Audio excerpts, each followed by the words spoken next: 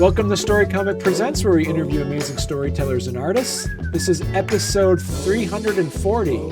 I'm your host, Barney Smith of Storycomic.com, and we're honored to have with us the internationally celebrated and award-winning writer, producer, and president of ZBS Foundation, Tom Lopez. Hello. I discovered ZBS through cassettes that I found in some Peace Corps hostels, and got completely enthralled by some of the stories that you guys put together. And it's been a goal to learn more about ZBS, and it's been a goal to have other people learn more about ZBS. So it's an honor to have you come on the show. Before we kind of dive into what ZBS is, do you want to give people a little bit of a background of the history of ZBS? The history is trying to filter it down because it is, it's like starting any business. I mean, Right. In 1970, a lot of us came from different radio stations, so we wanted to put together a radio group, but one that we decided back then it'd be nice to live in the country, get out of the Mm. cities, that kind of thing. And the late 60s into the 70s, there was communes starting. And we decided we would get together as a group to do a business. So officially, we were sort of both. That is, we were a commune, but our intention was a collective. That is, we were there to do a business. And so we started ZBS. I think it was called ZBS Media or something, and and that lasted for about 2 years. And we realized we could not make a living doing radio, and that's what we were doing. So we started a not-for-profit, and that way, back then, was a possibility. This predates NPR, by the way. Back Right. then, it was a possibility of getting grants if you were a not-for-profit. They were that is the National Endowment for the Arts. There was the New York State Council on the Arts and Corporation for Public Broadcasting. Were all helping getting radio productions going. They were very open to possibilities. We so we started doing some small things and getting grants, and that sort of kept us going. And I was writing when I was working at a radio station in Montreal. I started writing a series called The Fourth Tower of Inverness, and in 1972 we were able to meet someone who was connected to a rock band called Jefferson Airplane, and and and he he happened to be he was hitting all these college stations, and he came up and he spent a little time with us, and he said, "What have you been doing?" We took him next door to the studio. We played him a few episodes, uh, and he really liked it. And he said, "Maybe I can do something with you." And so he went back and he talked to a couple of the Grateful Dead or the couple of the Jefferson Airplane people, Grace Slick, so on, and they liked the idea, and they were able to get funding, and we launched in the fall, and officially, it's all documented, 300, I think it's 375 stations it launched Wow. on across the country, and Right. now some were college stations, some were a lot of them were now or soon became NPR stations, affiliated with NPR, and that sort of got us going in a fairly big way because the fourth tower had a lot of spiritual little Mm. aspects besides it was funny, and that's sort of in terms of what I'm doing now that launched us. So somehow or another kept going after Right. that. Basically, what it is ZBS. You create the audio entertainment. Really, it's almost a throwback to the 30s and the 40s and the 50s, where there was putting together these audio dramas, science fiction and fantasy, film noir. There it was these audio plays in a way as well, correct? That's what you produced? Yeah, yeah, we called it radio drama, Yeah. and uh, and at the time, radio drama, I think it existed into the '60s actually, Yeah. but it was stronger in the '30s, '40s, '50s even, and but it had pretty much disappeared, and so we thought we'd sort of why not revive it, but why not do an updated version of it? And there Right. was one called I Love a Mystery, which had three characters, and I remembered it as a kid, and it had Jack, Doc, and Reggie, and and they would hear and it was a series. I mean, was I don't know if it was, probably was daily and that kind of thing, and they'd hear an organ playing, down in the cellar somewhere in this old mansion, and I decided. Let's have a mansion, but I could only afford one actor, which would be a Jack. Okay, and so, and we called him Jack Flanders, but instead of an organ, which was sort of like old hat, we had a jukebox up in one of the towers, and it had four towers, and one tower would appear only at times, and which and hardly anyone ever saw it but Jack, and so that sort of brought in a kind of mystical aspect of it because of some of the things that would play on the jukebox, and so so it was inspired by old time radio, but taking it to what was then the present day or the '70s, really. Yeah. Right. I remember listening. I was listening to Jack Flanders and then Ruby the Gumshoe, the Intergalactic Gumshoe. Mhm. Those are the two series that I listened to.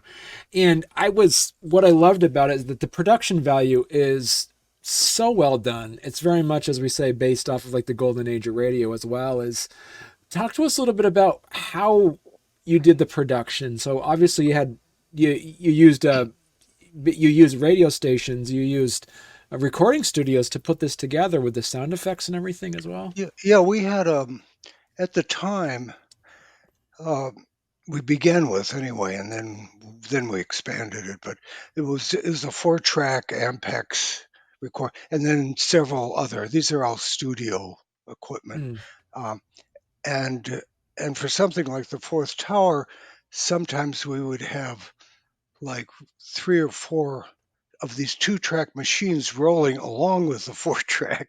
So, so, so it was a matter of getting them all going at the same time. And and the person who the engineer at the time for the first two Jack Flanders, which was there was the Fourth Tower and then Moon over Morocco, and and that was Bobby Balecki, and Bobby uh, was an engineer I worked with when I worked at a radio station in Philadelphia, and Bobby built our studio, and to this day he keeps it going. But Bobby lives elsewhere.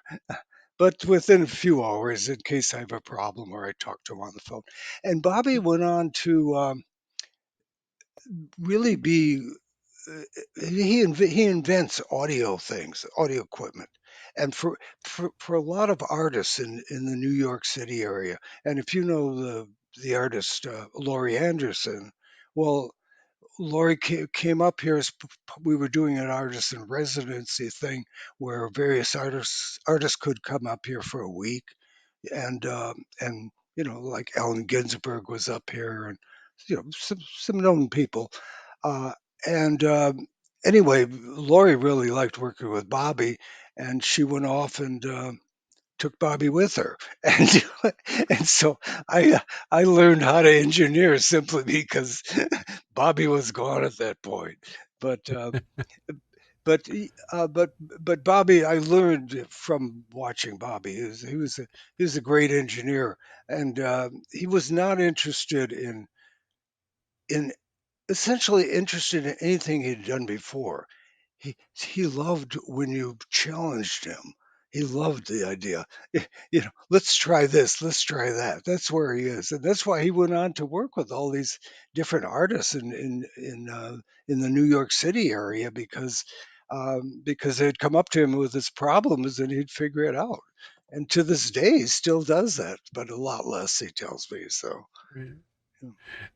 And because basically where ZBS is that, according to the, I guess the origin story is that you had folks from Montreal and you had folks from New York City. So you're kind of trying to find a middle spot where people could meet. Is that where the physical location was created? Yeah, that's actually what happened. I mean, some were from New Orleans, by the way, which were where we thought we would be able to set up the first time was the New Orleans area, but Okay. that fell through. And when I say that fell through, meaning the backing fell through, and then we met somebody that had an inheritance, and he wanted to um, do something with some of his stocks instead of just enjoying themselves. And so for the first 2 years he supported us, and he was an amazing guy, and his name was Bob Duran, and he's passed on now, but he never once stepped in and said, I think you should do this or do that or make some money, instead of spending it. uh, and anyway, I don't know what was the question. Oh, was it ZBS? By the way, uh, the real what it really means is zero bullshit. Yep. And one of the reasons was we had a fundraiser. We had a financial manager, Larry, and Larry when we thought we'd be just we located between Montreal and New York City, so we're upstate, sort of midway. Um, And Larry, to do business, we soon found out we really couldn't do business with Montreal. So it was all down in New York, but we were quite a ways away. But to get past secretaries trying to reach someone down in New York, he'd say he's from CBS, and they would put him right through. And and Larry would give his pitch, and then the guy would stop him at some point and say, you're with CBS? He said, no, no, ZBS, ZBS. And and so Larry got so anyway, we thought that was quite nice, and we used that ourselves later after Larry had left, and so it came in handy. But we finally did hear from CBS Foundation, wondering why did we have this name called ZBS Foundation, which is what the official name is. And we said, no, there's no connection, whatever. Just, yeah. It means like Zen Buddhism or something. We would make up Yeah. something, But it was essentially, we started off with about 16 or 18 people, who knows, living in barns and a couple of houses here. And then it after the first year, it settled down to 12, and we lasted for what was it, about 11 years, I guess it was. Yeah. Right. So I mean, the commune, yeah, lasted for that long, and then other people went their way, and I was able to keep it going. So. What do you see the ones like if somebody's looking to say, Tom, I just discovered ZBS. What's a good introductory story or audio story that you would recommend people to kind of that which is like a good introduction to ZBS Well, libraries? probably when it comes to the two main characters are Ruby and Jack Flanders, and Yeah. that is, there's quite a few stories for each, and that is in series done over the years, and probably for Jack Flanders would be Moon over Morocco. In Moon over Morocco, um, the I had gone to Morocco before, and so I Mm. decided to go there and record. So I traveled around Morocco and just gathering sounds and then taking notes, and then sort of wrote the story to the sounds that I had, because there were a lot of wonderful sounds, as one can guess, in Morocco. Besides, there's an American expatriate writer by the name of Paul Bowles, who I knew, and Paul gave me a lot of music that he had recorded, Moroccan music over the years, and so I was able to weave that into the story. It's a 10-hour story. I mean, it came out on radio as 15 minutes a day, and or 1 hour a week. So it ran for 10 weeks, and it's very rich in sound. If people really like sound as well Mm, as the actors too.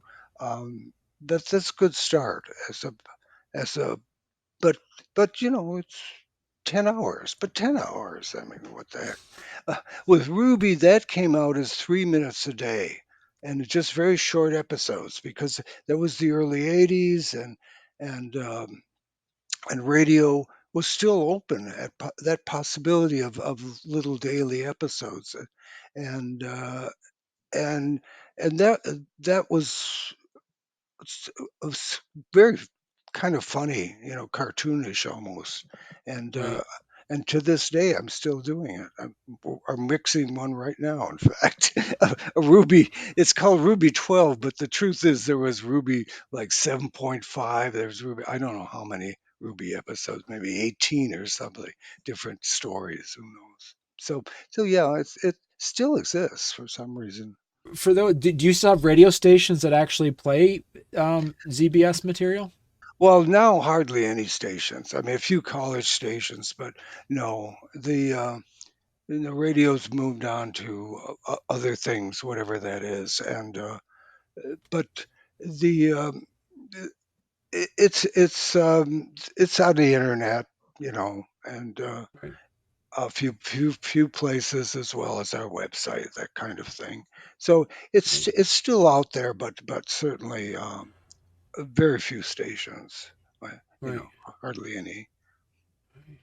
And so, how do you do that now? Compared, because you say you're still mixing and you're still producing some stories now. How does the technology different from 1970? Now, fast forward 54 years later. Well, it's all computer now. I mean, Mm, what we used to have, mixing board, all these did 16 track machines, blah blah. Um, no, it's just very small with a little room where a couple of actors could. Where before we had a full room, where you could have 8 or 10 actors all at once, sort of scattered around the room, all with their own mics, at the same time. So now it's just a lot of it is done. I still work with some of the same actors. Only a lot of it they record, like they tend to be New York actors mainly, and New York area actors. So I do go down there upon occasion and record in a studio. But even then, there's a lot I can't get because a lot of them are like working all the time, doing theater, and so they record at home often. They have a little they they are able to record, and they send me their lines. And the interesting thing is you can write dialogue for several different actors without their being there at all. And because they're all pros, as I call them, professional actors, when you put the lines together, it really sounds like they're talking to each other. It always amazes me. I say, "Oh my God, I mean, really, they're responding so on and so forth." Meaning the actors know how to read the line that they're responding to somebody that spoke, and they can just read it in their mind, and then they speak it out loud. And it took me a long time to realize that actors are artists. They're as much artists as painters and sculptors and so on. And actors will take, and what I give them, which is a line, and they shape it and form it, and they make it become alive. But not only alive, but responding to other people that aren't there. It's right, it's it's rather fun. right. They used to be all in the studio together. Now they're all over the place. When you have, so for those to know, like Jack Flanders is he like an investigator? He's an adventurer. It's He's sort of all multi-dimensional. It's, yeah. Yeah, he's sort of all those things.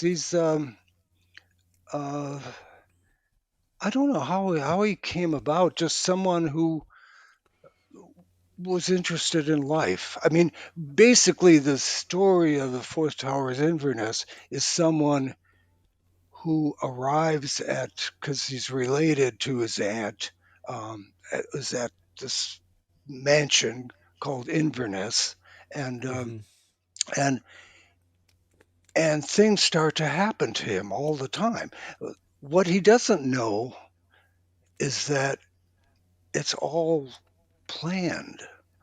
That is, that these things happen to wake him up, to make him aware that he's alive, to Mm, so that he starts to see things, and so that's how his all his experiences are really there with everybody helping him, all these strange crackpot people that live in this mansion, and and finally he's sort of it's an awareness, a consciousness raising, right, waking, being awake, you know, and it's so that's sort of how that character started becoming, and then he went on to help other people, that is, with their having problems and trying to figure it out for them, that kind of right. thing. Well, it's amazing, Tom, and I love it. ZBS was way before it was before its time because you filled in the gap of the audio dramas, as you mentioned, that existed in the radio productions that existed in, as we say, in the 30s, 40s, 50s, and then a little bit in the 60s as well. And then it seems as though there was a stall as radio started to do more top 40 and soon to be have and start to concentrate on more niche radio. ZBS came in, as you mentioned, before NPR became out, and because you're before your time, and now with the advent of podcasting dramas and all these things, you're now ZBS now has become timeless instead of before your time as well. Do you, as the president of ZBS, where do you see the direction of audio production and audio stories in the future now? I have no idea. I I honestly have not the slightest idea. I don't know what's going on out there in the world. I sort of live in the country here, and I like it, you know. And but I mean, I wish I did. I really didn't expect to still be here, frankly, and so I didn't have to think that far ahead. And Right, now I'm just sort of like somebody who watches and wonders. And but it's nice to see that it still exists in its own in podcast form, and that there are young people doing it. The sad part of it, I mean, now in terms of productions that other people, radio, not radio drama, but drama productions, audio productions, they generally don't have any funding, and so they use friends and so on, and so a lot of it, the acting is, you know, uh, and it's nice to work with actors that are real actors, but mm, and also too, I started in a time when you could get support. I mean, if you knew how to play the game, because it really was a matter of playing a game. I mean, an example would be like like people would do a production and charge stations for it. Well, the stations had so little money, so when we first started, we were able to give it to stations, and then I kept doing that. I always gave it free to radio stations. So when I went in for a grant, other people that were pay or had to ask stations for money, they would show 35 or 55 stations, show a list of their stations, and I'd show 350 stations. So who would get the grant? You and there were people that said, "Well, you're not charging anything." I said, "The stations don't have money," and they didn't. I mean, they had very little money, right, and and and they were grateful to get something for free, and I was grateful that they wanted to play it. So right, yeah. Anyway, so there was a little game that you played back then when there right. was money. How often is the ZBS library updated with with new materials. Well, with the COVID, it all came to a stop. I mean, for three Right. years because I couldn't get actors into studios, and and so I frankly thought that was it. But I had a Ruby script, and it's for Ruby 11, I guess it was. You know, and and I just kept rewriting it in over 3 years, and it's like an hour script, and and I sort of learned how to write. When I say Huh. learn how to write, I learned to get it down to the bare minimum, and to say it in the fewest possible words. To say, what do I want to say here? Well, you say it, and the beauty of it is, again, when you're working with good actors, they can give all sorts of meanings to words. I mean, take a phrase like "come here." Can you imagine how many different ways you can say that? It can be alluring, "come here," a woman say, yeah, it can be demanding, "come here," blah blah blah. I mean, there are endless ways to say words, and words, you realize, they have their own sort of life and meaning, and you can take them and shape them in different ways, and keep it down to a minimum. So when Ruby 11 came out, it really really was fun to do, and so I decided to keep writing in that style, and now I'm 12. Ruby 12 will be coming out in April, and Wow. and I've already written a Ruby 14. I jumped over 13 because friends had said, "Don't call it 13," and I'm not into that kind of thing, but I don't want to challenge it either. So I've Right. also written another script that I'll probably record in May, maybe. So have you ever had then with because of Jack and Ruby being your two main characters, but there are two separate stories. Have they ever teamed up at all? Have you ever The, written a story with those two together? no, because not in terms of the actors, yes, but not in terms of the Characters because Jack is the present and Ruby supposedly is in the future. is in So the future. She's like an yeah, intergalactic Gumshoe, right, right? exactly, yeah. Have you ever had any other team, like any other meetings of other characters happen? Oh God, so many. I mean, you know, if you if you checked Wikipedia, ZBS, ZBS or ZBS Foundation Wikipedia, somebody has put together accurately, by the way, all the stories, when they came out, who's in them, so on and so forth. And I don't know. I mean, we've got something like 300 hours, with a lot of different stories, and things recorded in different ways too. Like I had Right, a recording that three-dimensional sound, and that kind of thing. It's it's something that was developed of Mike, that's a head with ears and so on, and Neumann, who makes these high-end microphones, a German company. Um, right. so anyway, there are. You know, that was back in the days of when we started. People said, "Oh, do it in mono." I said, "Mono? No, you got stereo." Honestly, and back in 1970, people were, mono was what radio had, except when, um, when smaller stations started, they had stereo, and you said, "Oh my gosh, look, stereo."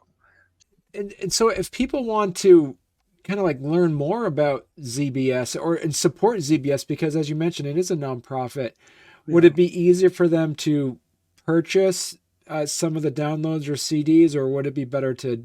What's the best way that people could support ZBS? Well, one way is, we have two websites.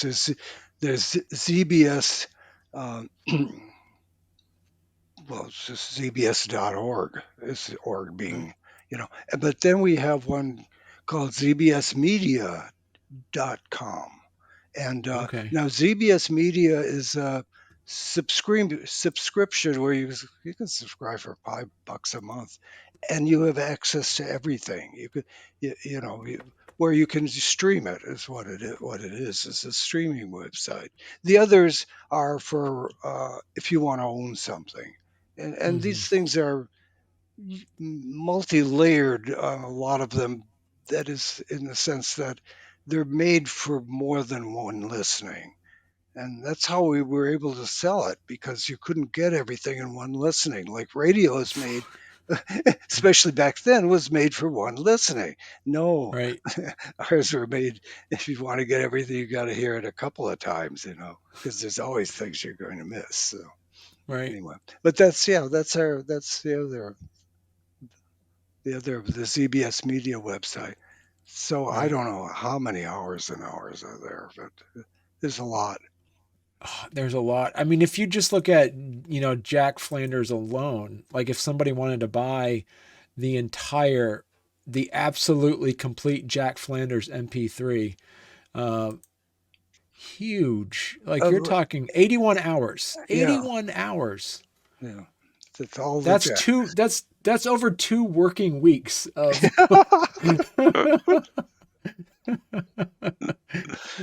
Well, when you do it for 50 years, you can. It's extraordinary. I mean, it's right. just so bizarre. Have you had to do something within like the, Well, the the canon of talking about it, about how if there's any like new actors that had started in and the voices were no, different, no, or actually, I they're all the same. Robert Lorick was his name, and Robert Lorick was an interesting actor in New York, because Robert Lorick, he um, he was also the voice of Chanel, oh Chanel, really? and he did Chanel commercials, but he sounds so much more sophisticated. But so Robert loved doing Jack because it was very different, and and but when Robert died, and it's probably been about 4 or 5 years now. I just decided that. I mean, he had Jack had be or he had become Jack and Robert sort of were together. I mean, Right, and for somebody else to do it, I just felt no, that's time. right. With Ruby, it's the same person. Really? Laura, Okay. who does, yeah, it's the same person. She started, with the first Ruby was in the late '70s, but the series itself started in '81. I mean, Ruby 1, 2, 3, etc. And so even to this day, and now she lives outside New York, like Cape Cod. And but when she comes back into New York, which happens to be in April and May, that's when I record her, right? Instead of, because she just has too many lines to send her, a recorder. And also to actors like to work with each other when they can. So other people that live in the New York area, will come Huh. into the studio. It's fun to record like the old days, with actors all Right. together. Yeah, Yeah. You're doing it all digitally. You already have the sound effects already, yeah. and then you just pull them up as MP3s. Yeah, Is that how you yeah, do it? I've got, over the years you collect, but also you do a lot. I mean, because back in the early days, there was hardly any sound effects records. Now, of course, you can get all kinds of wonderful things. So, Right. uh, but so it's easy for me to write. So when I'm writing and a sound effects comes to mind, I say, "Oh yeah, I've got that in my mind. Right. I can use that." And because the sound effects are an important part. Oh, and I should say something too, that Tim Clark, the composer I work with, and he he did the music for the first Ruby, and all the others, and I still work with him to this day. I mean, he lives down in North Carolina, but right now, I mean, he's just finishing doing the last episode of Ruby Ruby 12 now. So he's that's why I'm waiting for before I start mixing these things. I'm waiting for the music to, and he really enjoys doing it. And so it's very much sort of group effort in the sense that when I write, I allow. I learned how to work with Tim over the years in the sense that people often write audio dramas, but everyone's talking. So whatever music you have kind of is back there because otherwise, if it comes up, it'll step on the voices and you won't be able to hear them. But with Tim, he he can put a filter on so that the music can come up without touching. It's not in the same frequencies as the voice, and also I write so that so that the words breathe. That is, they have Right. pauses.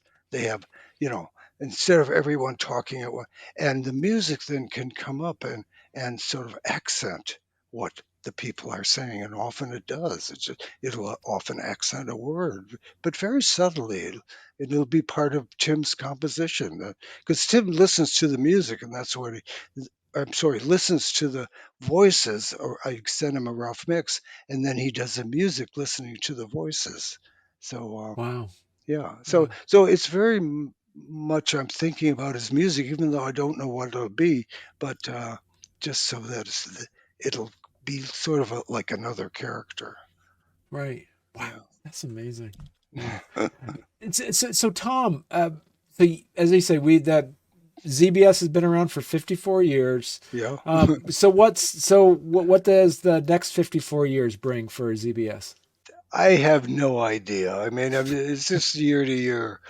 is is uh, I it's more like I don't know how much longer I'm going to be around, so I'm not making any plans. No. Right. Yeah. Well, perfect. Well, Tom, it's been an honor to talk with you, and I'm really excited to get more people to learn more about ZBS, and I'm really excited now to learn about the ZBS media, and I'm definitely going to be a subscriber. That $5 a month for hundreds and hundreds. You Right. probably about 1,000. It's got to be about 1,000 hours, No, as we say. I don't. Well, Jack Flanders is 81. Yeah, you're probably right. It's probably like hundreds and hundreds of hours of It media. it Yeah, probably is. Yeah. I've yeah, once yeah, figured it out, but that was several years ago. yeah. And now there's more too. So yeah, Yeah. Right. yeah. Perfect. Well, thank you so much, Tom, for your time. Well, it's been fun.